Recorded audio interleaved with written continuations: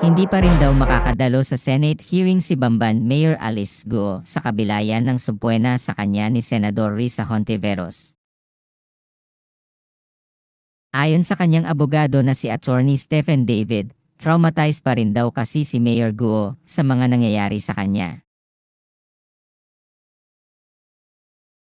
Dagdag pa ng kanyang abogado ay bigla na lang daw naiiyak si Mayor Guo dahil sa trauma. Nagsimula ang hindi pagdalo ni Mayor Guo nang magsampa ng patong-patong na kaso ang mga otoridad, gaya ng human trafficking at graft.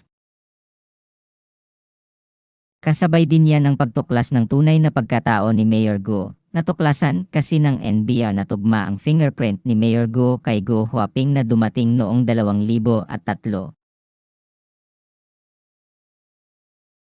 Hinahanap na din ng mga otoridad ang isa pang Alice Lil Guo, ang babaeng kapareho naman ng pangalan at petsa ng kapanganakan ng alkalde. Totoo nga kaya na may sakit si Mayor Guo? O umiiwas lang siya sa mga senador dahil huling-huli na siya?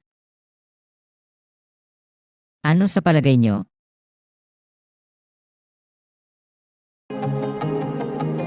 Huwag kalilimutang mag-like at i-click ang subscribe button para updated ka sa pinaka-bagong balita sa loob at labas ng bansa. Salamat!